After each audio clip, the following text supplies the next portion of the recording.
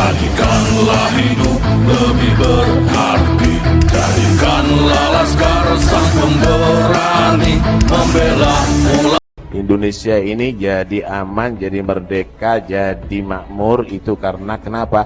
Karena ala tariqatil habaib.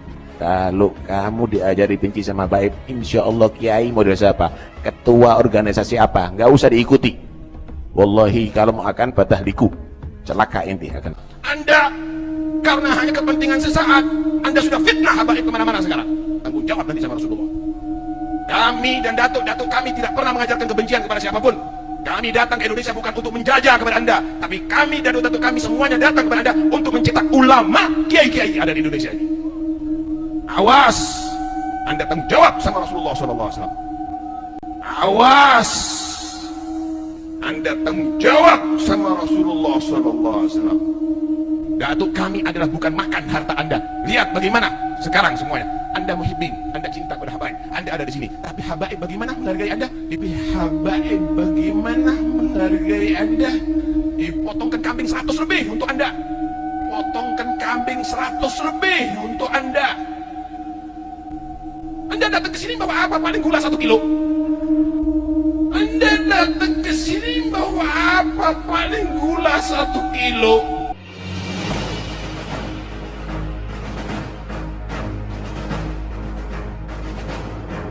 Benarkah para habib turunan Yaman yang datang ke Indonesia, khususnya Pulau Jawa untuk berdakwah?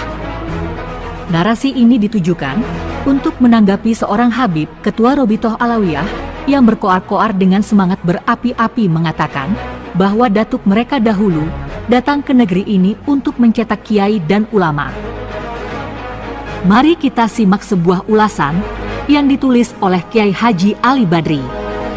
Namun harus diingat, tanggapan ini diharapkan bisa menjadi kajian ilmu dan ditulis bukan dimaksudkan untuk kebencian.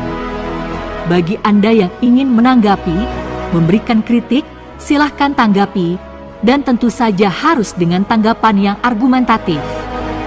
Bagi Anda yang pernah belajar sejarah dan sosiologi, tentu ini sangat baik untuk ditelaah kembali sejarah silam tanah negeri ini, agar kita semua mengerti dan tahu siapa kita sebenarnya.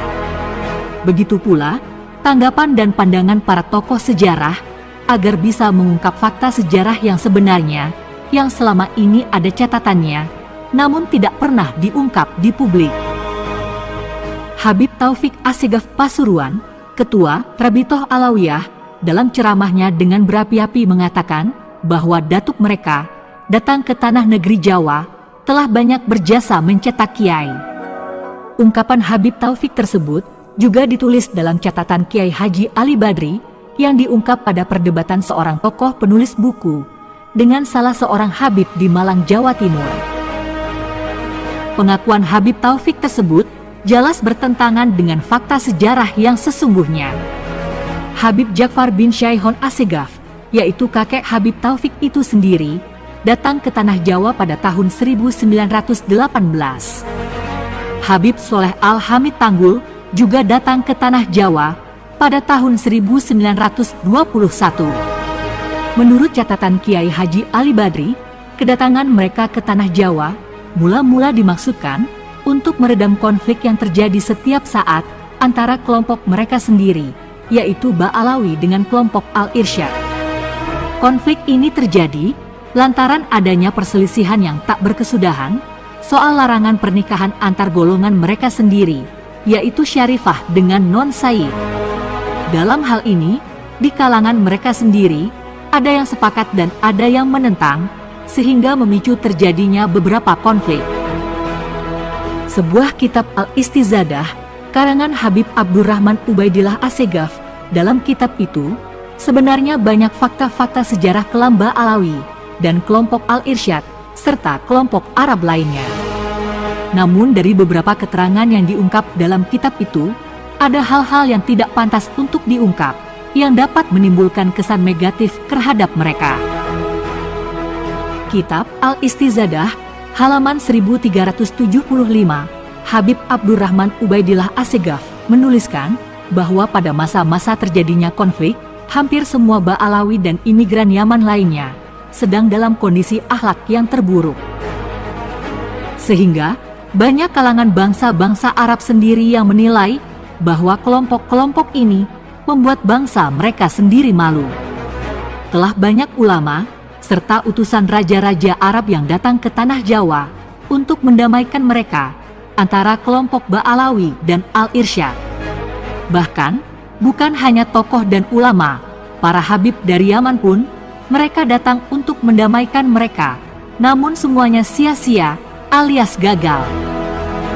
Dari upaya tokoh-tokoh Arab serta Yaman sendiri untuk mendamaikan kedua belah pihak ini, justru saat itu, Robitoh Alawiyah dan anggota-anggotanya melakukan penentangan dan perlawanan keras terhadap para tokoh itu, serta membenci kaum Habaib Hadramaut yang datang dari Yaman. Penyebabnya, karena Habaib Hadramaut tidak mendukung pendapat Ba'alawi yang ada di Nusantara, bahwa Syarifah menikah dengan non-Sayyid, itu hukumnya tidak sah, sebagaimana fatwa Mufti Betawi, Habib Utsman bin Yahya. Jadi, kelompok Habib Yaman yang datang ke tanah Jawa pada masa itu dimaksudkan untuk mendamaikan keluarga mereka sendiri yang tidak tahu malu bertikai di negeri orang. Namun, upaya semua para Habib itu gagal dalam misi mereka. Dari kegagalan ini, sebagian mereka pulang ke Yaman dengan tangan hampa dan sebagian lainnya menetap dan berteman dengan ulama pribumi. Sementara umat Islam pribumi saat itu sedang fokus untuk perjuangan kemerdekaan yang dipimpin oleh para kiai turunan Wali Songo. Pada saat itu, tanpa habaib dari Yaman pun, agama dan keilmuan umat Islam pribumi sudah berkembang, sudah sangat baik yang jauh sebelumnya sudah diajarkan oleh para Wali Songo. Konflik imigran Yaman itu membuat umat Islam pribumi sedikit terganggu. Setelah gagalnya misi para habaib itu, dan sebagian mereka tidak pulang ke gurun pasir tempat asal mereka, penduduk pribumi sangatlah toleran kepada mereka.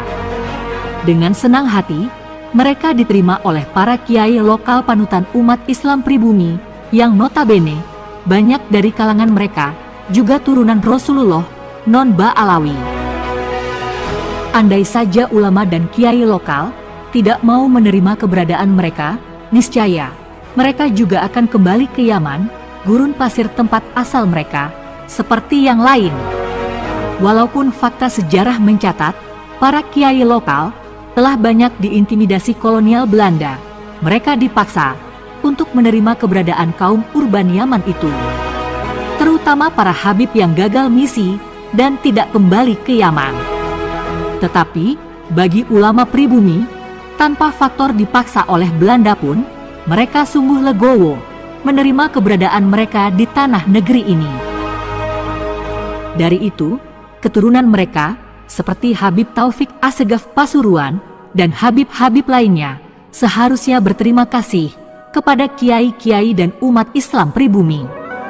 Bukan malah merasa dan mengaku-ngaku dirinya berjasa lewat kehidupan datuknya dulu yang justru bertolak belakang dengan fakta sejarah yang sebenarnya.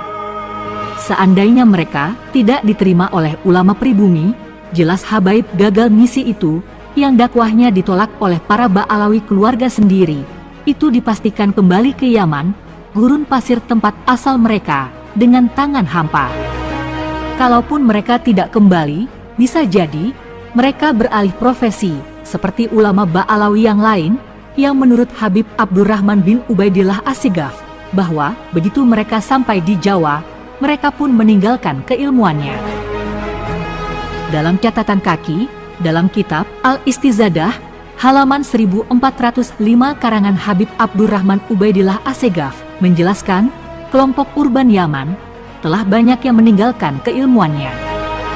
Faktanya adalah kalangan Ba'alawi sendiri, di mana hal ini dikutip oleh Kiai Haji Ali Badri dalam tulisannya, kalau Habib Taufik dan Habib lainnya ngotot bahwa datuk mereka datang ke tanah Jawa untuk mencetak kiai, itu artinya sama saja dengan mengatakan bahwa datuk mereka tidak punya malu atau tidak tahu malu. Sebab saat itu yang akhlaknya bobrok adalah keluarga mereka sendiri yaitu Ba'alawi. Bagaimana bisa mereka yang bermasalah mau mengajari masyarakat negeri serta ulama pribumi? Kedatangan Mufti Hadromaut, Habib Abdullah bin Ubaidillah Assegaf, ke Tanah Jawa pada tahun 1916 adalah bermaksud untuk mendamaikan konflik urban Yaman di negeri Jawa.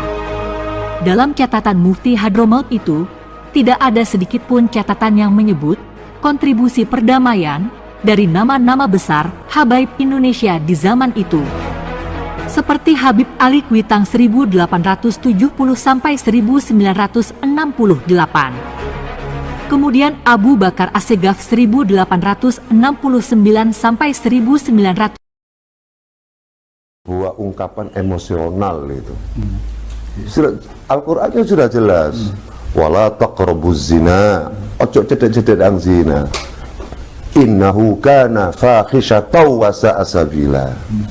Sedangkan para syarifah ya, apabila dikawin oleh orang non alawin ya, non alawin ini tidak sah. Ya mungkin ada kitab seperti itu. Namun kalau saya sendiri kok keberatan kalau dikatakan tidak sah ya. Keberatan kalau dikatakan tidak sah ya. Kenapa? Karena arkanun nikah sah. Arkanun nikah kan sudah terpenuhi.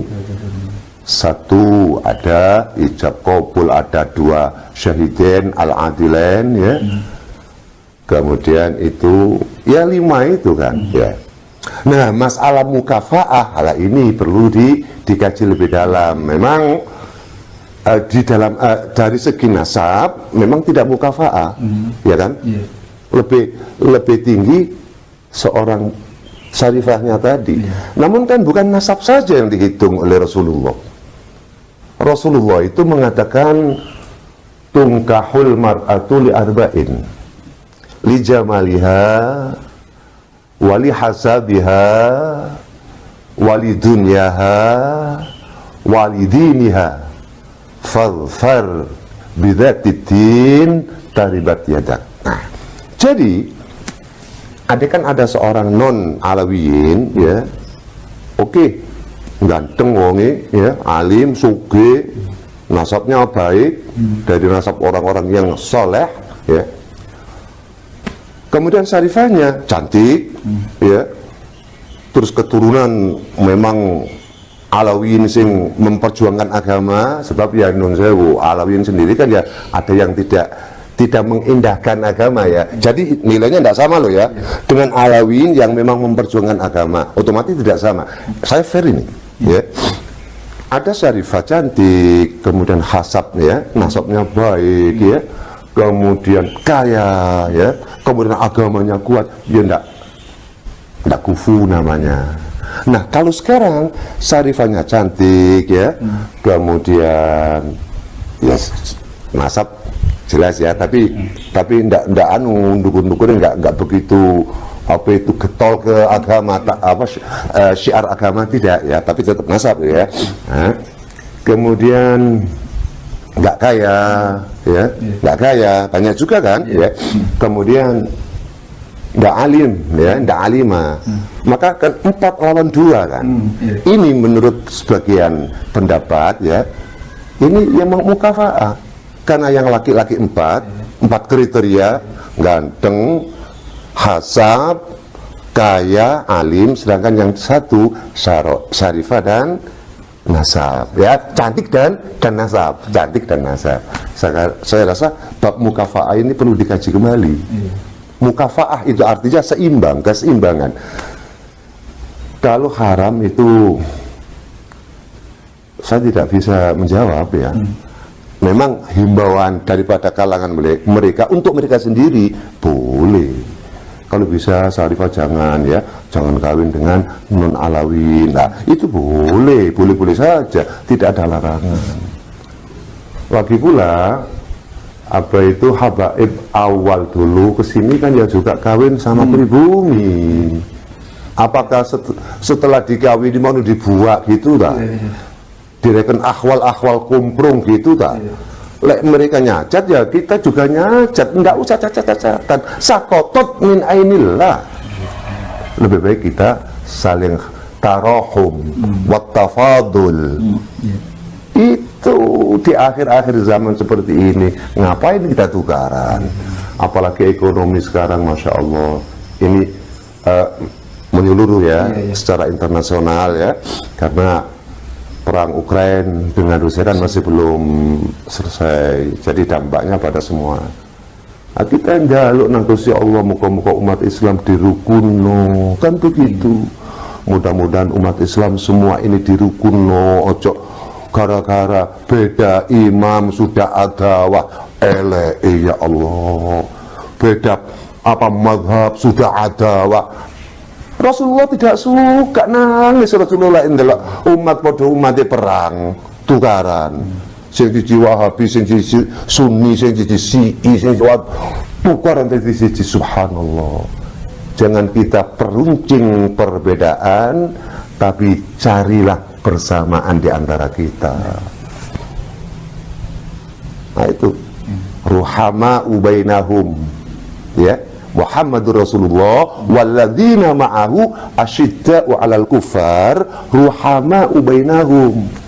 Asyidda bukan berarti orang non muslim langsung disenedi, itu enggak boleh. Akhlak Rasulullah enggak begitu. Man adza dzimmiyan, kata beliau Rasul, faqad adzani. Barang siapa yang menganiaya non muslim yang damai, ya, yang tidak memerangi, yang bukan harbi, maka orang itu sama saja memerangi diriku.